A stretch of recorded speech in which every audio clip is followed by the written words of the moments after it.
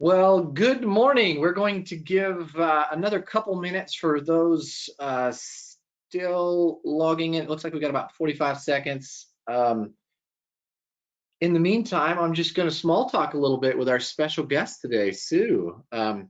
Sue and I were talking about how we're in very different parts of the country today. It's about 80 degrees in Phoenix. How about you, Sue? It's about 23 degrees here in Toledo. Only 60 degrees difference. Yeah, Great. that's it. We The have snow's melting a little bit, so we're doing okay. We haven't seen snow in Phoenix in 100 years. You don't, that could be a problem. Okay, well, this is an exciting day.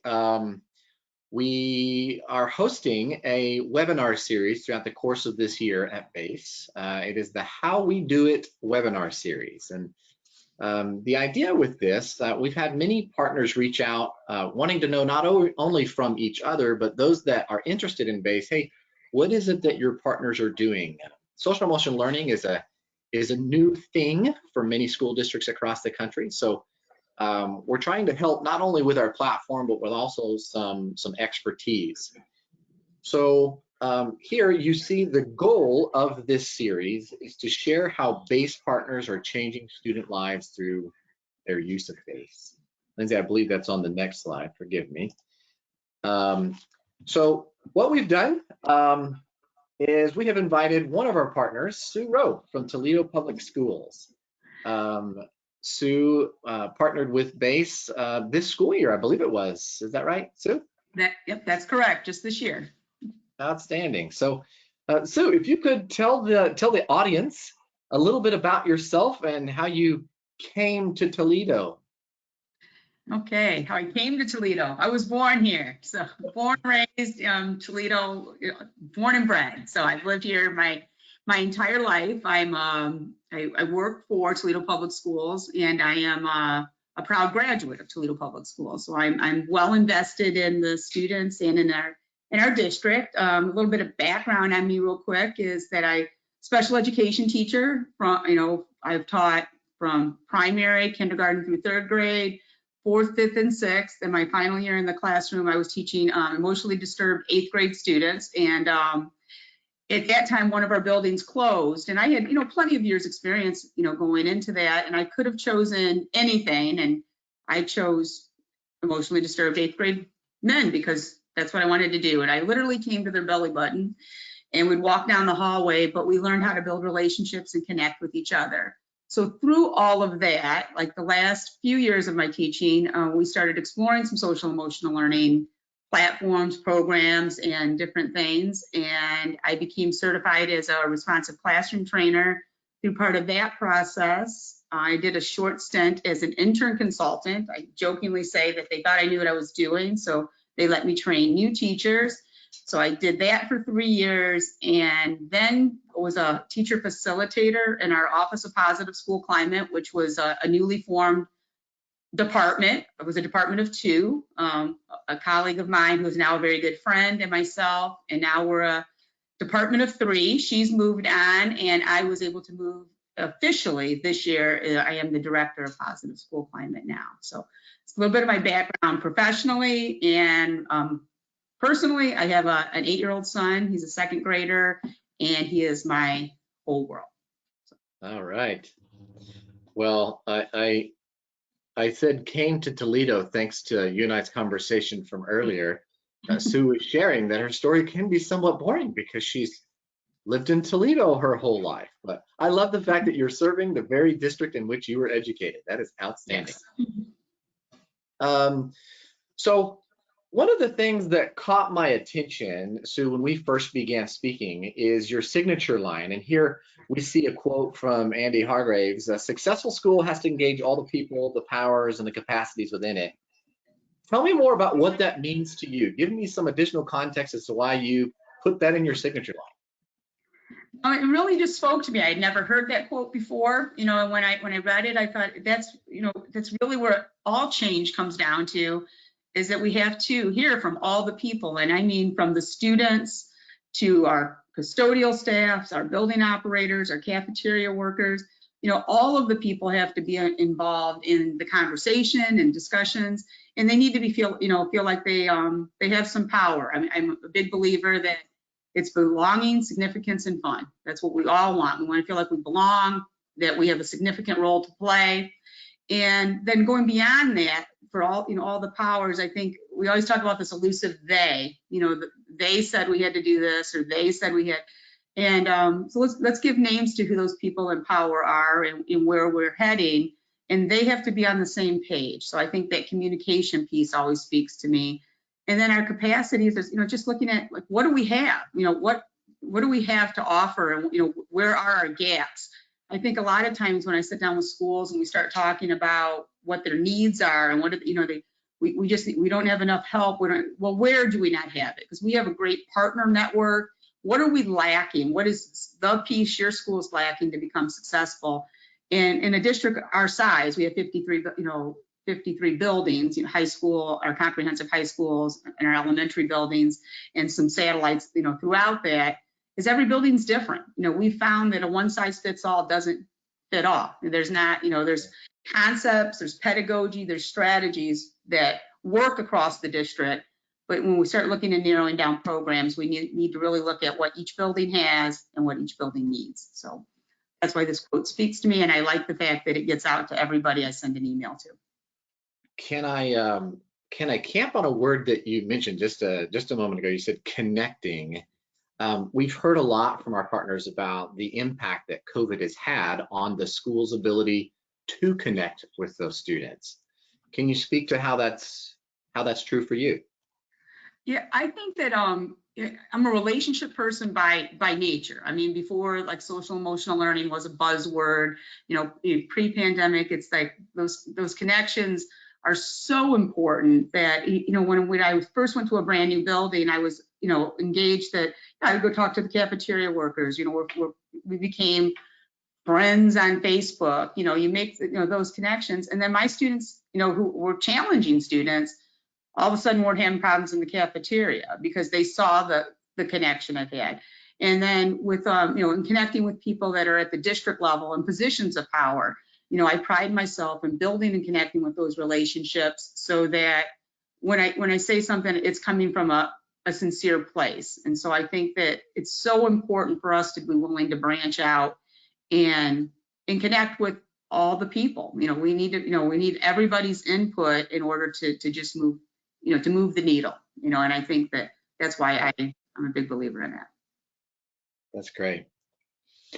Well, if you haven't already been able to tell up to this point, the goal of this webinar series is really to have a conversation. So we're somewhat informal, if you can't already tell. Our hope is, in an effort to connect, we're able to ask some questions of Sue, hear her feedback, and our hope would be that, again, that would help you in your ability to connect with your students within your district. And if it is with a tool like BASE, it would be our honor. With that said, here's a sampling of some of today's questions. So, Sue, we heard a little bit about your story within Toledo and how you went from a student to teacher and now to an administrator in the position in which you are. But if you can, speak to the SEL journey specifically. How did Toledo get started in their SEL journey? It's quite, kind of an interesting, journey that we started with, because, I tend to say now that we were kind of on the journey before it was cool, before it was a buzzword, before it was something like post-pandemic that it was very, everybody's talking about it now.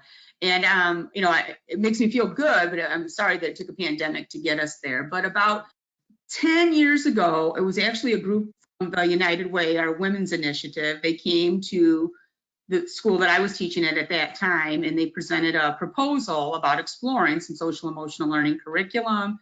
They would provide some funding, they would provide some support. And I actually didn't even attend that meeting. I had to do something else, but told my colleagues, I said, if you guys are excited about it, sign me up. I said, we'll see where it takes us.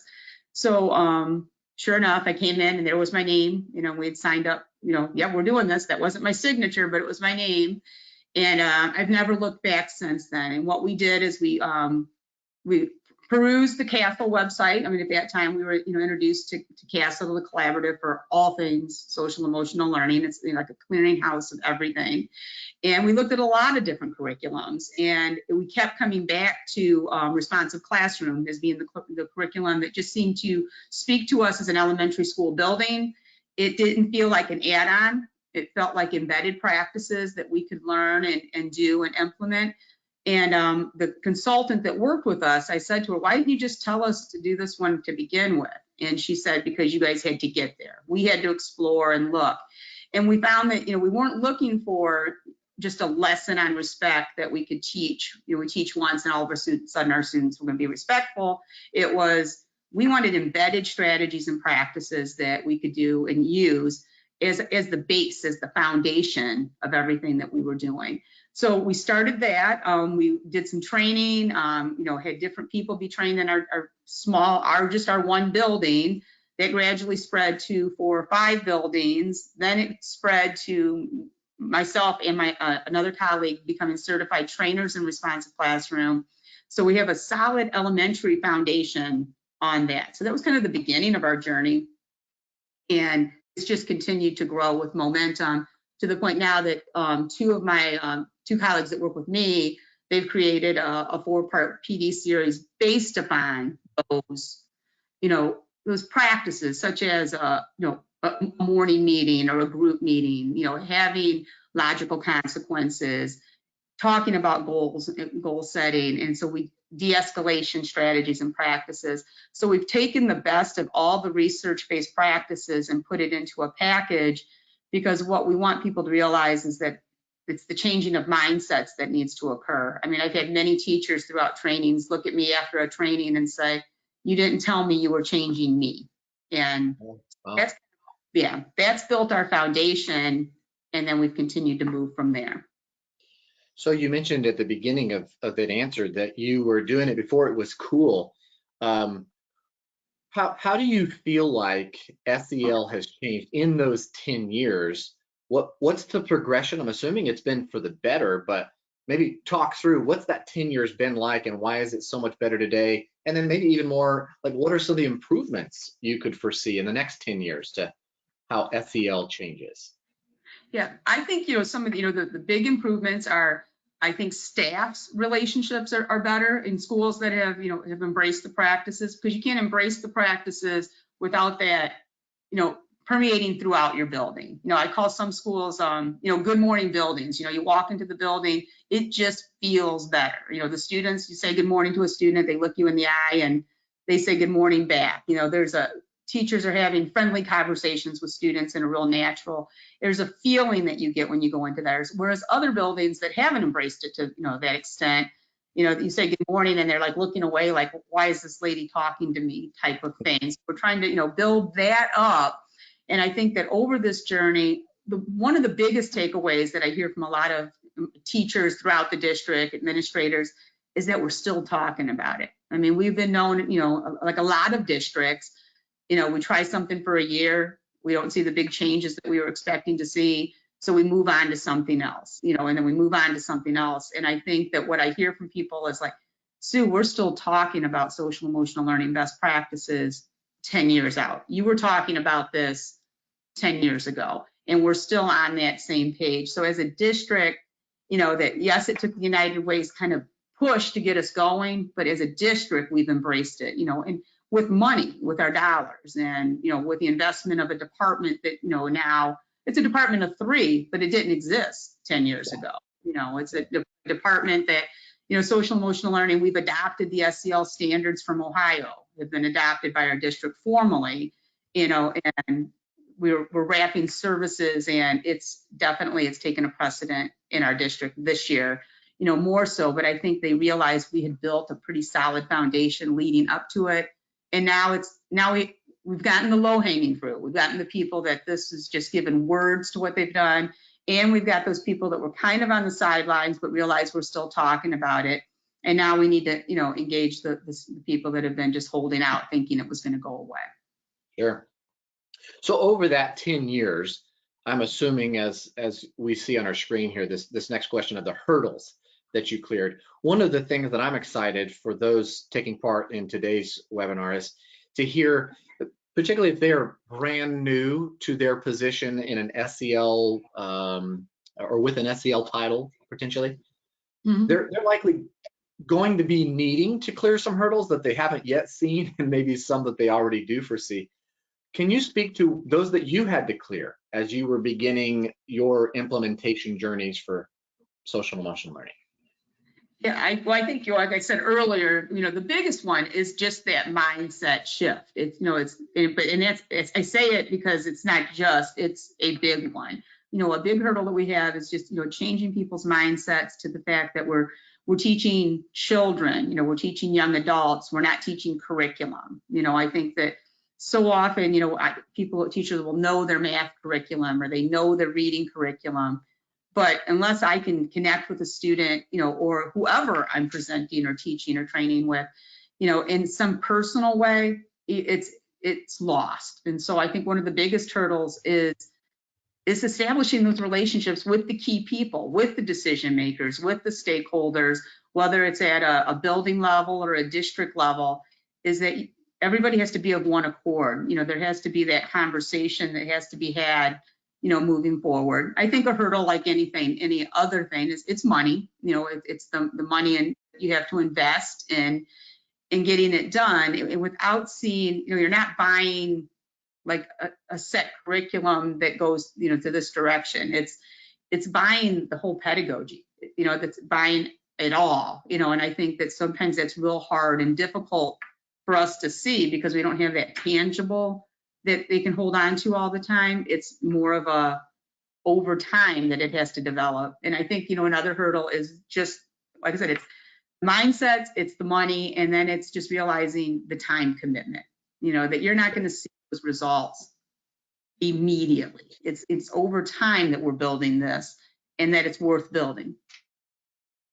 So Sue, when you say time, is it fair to say you're not speaking to necessarily the time in the day as much as you may be talking about the course of a year or 2 school years to really see the benefits of? Oh, absolutely. Yeah, no, I mean, the time commitment that you do during the course of a school day, because it's definitely a hurdle that teachers would put out. Like, when do I have time? When do I have time to do it? Like, if I'd say I want you to have a group meeting every day, when am I supposed to do that? And I always tell them it's an investment in the rest of your day. You take that time to do that, you're going to save time and behavior. It's going to save time throughout the day. I said, when you think about, like, large companies and corporations send their entire staff away to do ropes courses and team building activities because the investment pays off all year because they've congealed and they've built a relationship and a connection. I said, I'm asking you to, give up 10 minutes to save an hour later in your day that you don't have to deal with the discipline problem. And so I think the time commitment is just, it's being focused on the end goal. It's like, that's the long term, is that, just because one time I did something great with a student and I felt like I made a breakthrough, sometimes our most difficult students, they're going to push back, and you're going to have to, it takes time to change mindsets, whether it's an adult mindset or a child's mindset. We have to be willing to keep going back and repeating the process and the practices. That's wonderful. I'm sure that you'll be answering this question as we go in our next 20-25 minutes here. But a question came in from the audience. What do you do to keep engagement and this mission going?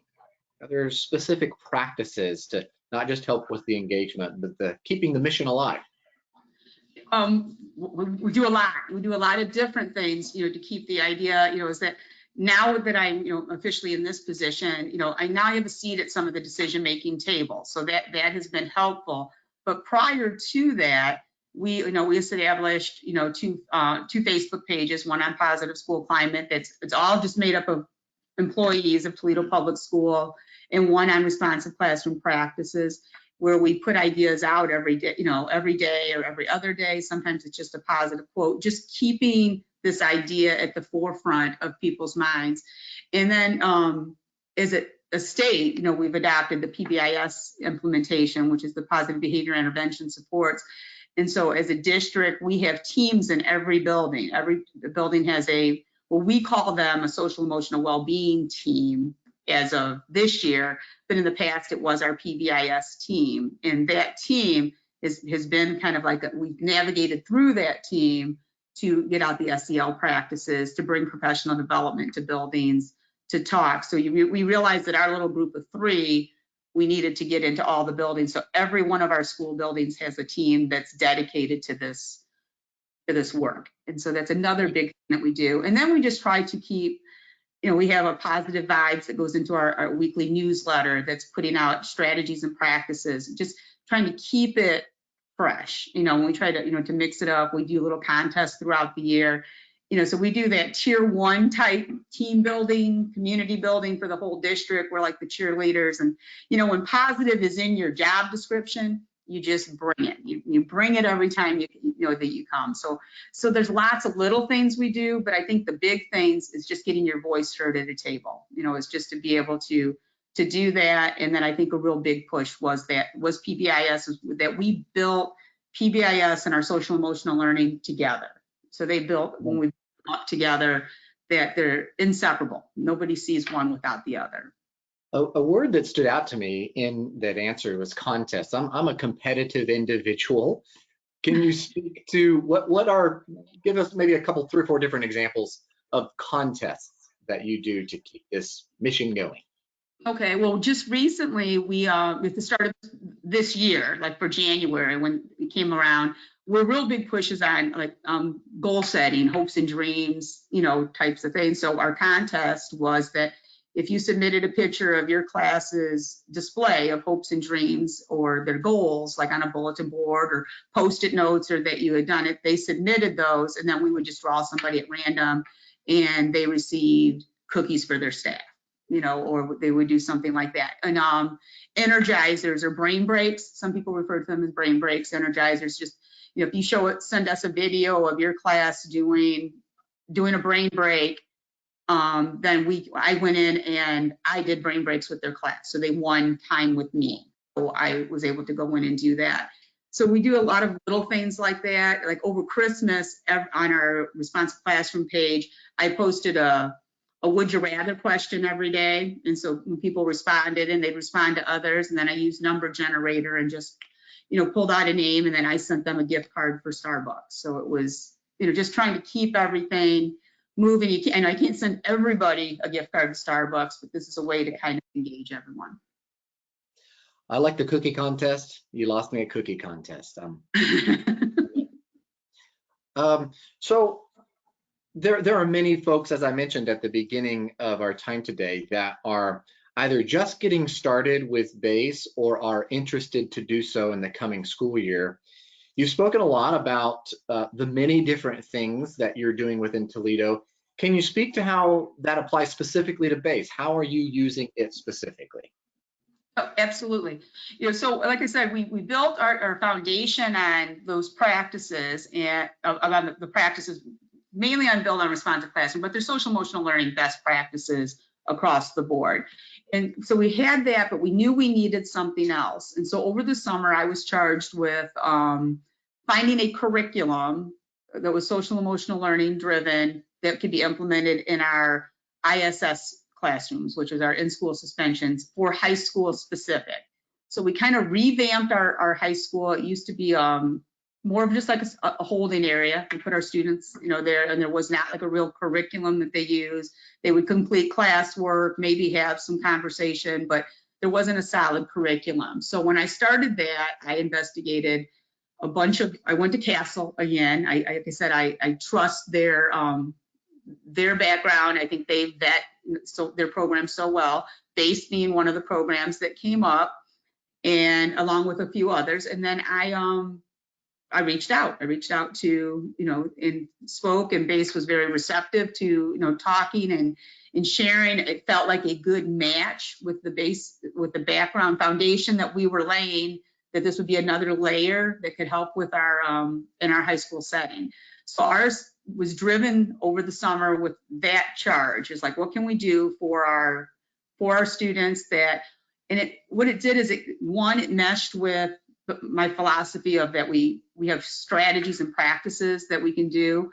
It allowed for whole group instruction. It allowed for individual student instruction. It allowed for small group instruction.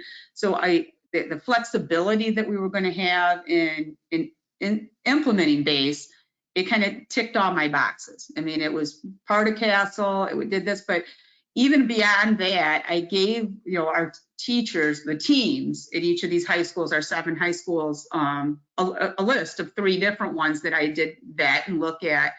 And all 3 of them, after looking at all the information, also chose BASE, based upon, not to use BASE again, but based upon the same idea that it felt like it was something that could be implemented with ease, you know, and then we could move forward with that. So Sue, you already answered some of the next question, so I'm going to change the flavor of this. You spoke about many of the reasons why or what about it made you choose it.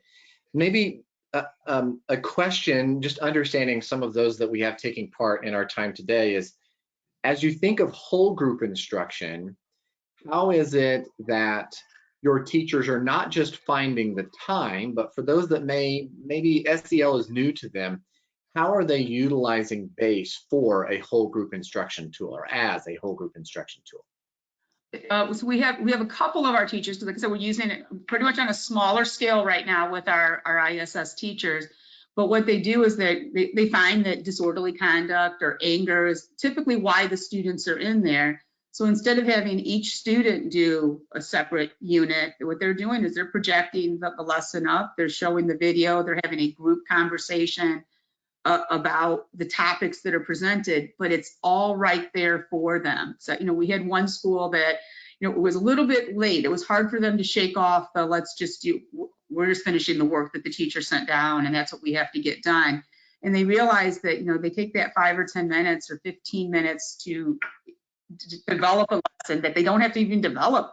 Basically, it's post, you know, they pull it up and it's ready. It's, you know, and I think that they realized that the ease of doing it, that they were holding out for the wrong reasons, you know, that they were holding out like thinking it was going to take this huge investment of time.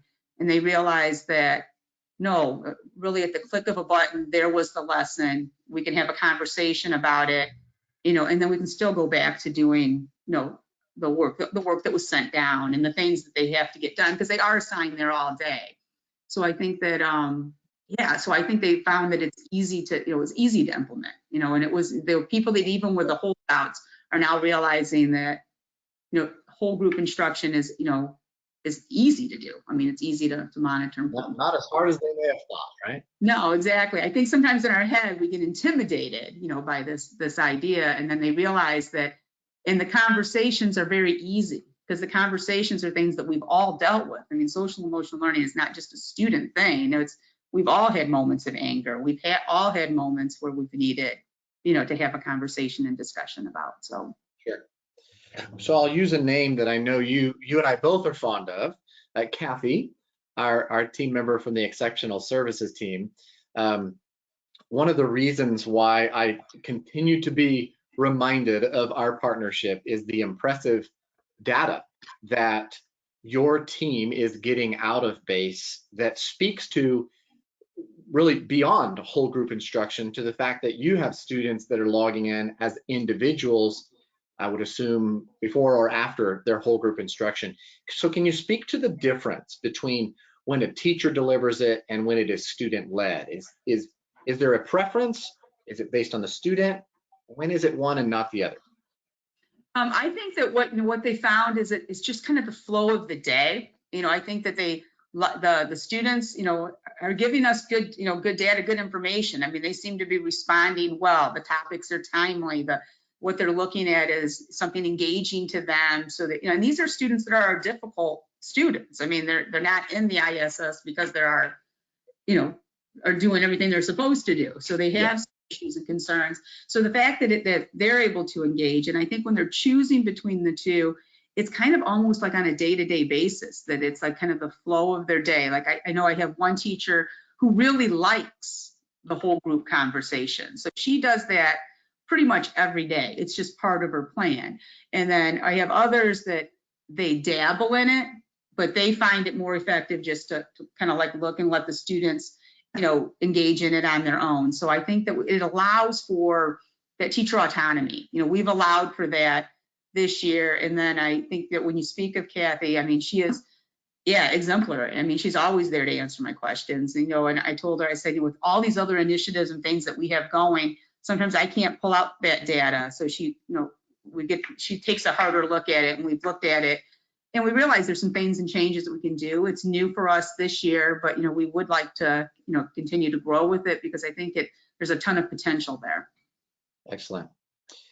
I just saw a chat come in when you were talking about the staff engaging with it. I'm assuming with the whole group instruction part of our conversation from a moment ago.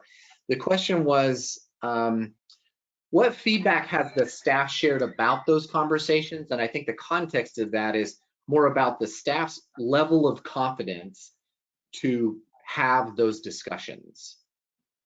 Yeah, I think, well, what we've done, I've actually just recently sent out like a survey, like a more official type survey. So I have very informal conversations with the staff members that are implementing it.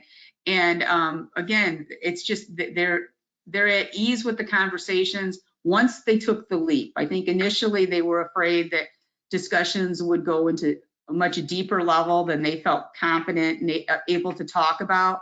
And they realized that the things that come up, what they're presenting and talking about, are very much matched to just everyday things. That the conversations were easy once they took that, took that leap. So I think that's the feedback that I'm hearing from them, that when they're doing whole group, it wasn't a big stretch. It's like it's there, it's structured.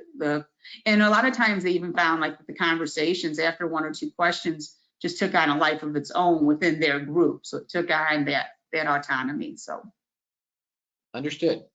Another question which I can kind of help to answer here is BASE having individual or topical SEL lessons. I think you spoke of it a moment ago, where based on the infraction, you're assigning a specific course or a specific module.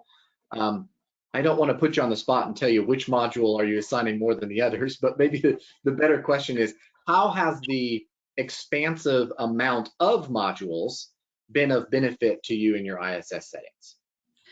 Again, like I said, I lean on my teachers for that, because, pretty much my job was to bring them a curriculum, and I looked at all the different things. But one thing that did speak out to me was that the number of modules they could choose from, because a lot of times, our goal ultimately is obviously to reduce the number of students that are repeat offenders going into our ISS programs. But the fact is that we do have repeat offenders going into ISS. And typically they're going in for the same reason. And I think one of the feedbacks that I've been getting from teachers is that they haven't run out of things to pull from, so that the students aren't repeating a lesson. There's another lesson that connects to whether it's anger management or, which tends to be, most of our students are angry. That's typically why they're ending up in ISS. And, for the most part, and that's across all 7, or disorderly conduct, failure to follow directions types of things. But there's plenty of lessons available that they don't feel like they've exhausted all of them, even though the students have come repeatedly. They're not repeating lessons. Sure. And Sue, I know you've had some of these conversations already with David, your representative, but a question has just come in about your intent to use it beyond Tier 1. So I know some of those conversations, but maybe you can expound on what might that look like, and if that's something you're solving for in the future. Okay. Yeah. Well, one of the conversations that we're having, I actually had one again just as recently as yesterday, is the idea of that expansion. Because I think that what we've looked at as we look at the data, we have a lot of kids going into ISS. There's a lot. I'm proud of the groups that they're utilizing the curriculum we purchased. We're getting good feedback from what they've done. But the bottom line is there's a lot of students in there, and how can we be more proactive in preventing them from going? So, we've looking at our freshman clusters and taking smaller groups that can do more individualized work with our students, in letting them expand further, into that realm, so that we can hopefully impact students at a much higher level. Because right now, our only students, that are being impacted by BASE at our high school are those that are in our ISS. We all know that there's social emotional learning needs are out there for students that aren't behavior problems, but they could still benefit from the work of ISS. So not ISS, the work of BASE or social emotional learning curriculum. So I think that we found that we needed more. So I think when we're looking at it, we were kind of using it as a tier 2 because we were only impacting our students that were in school suspension.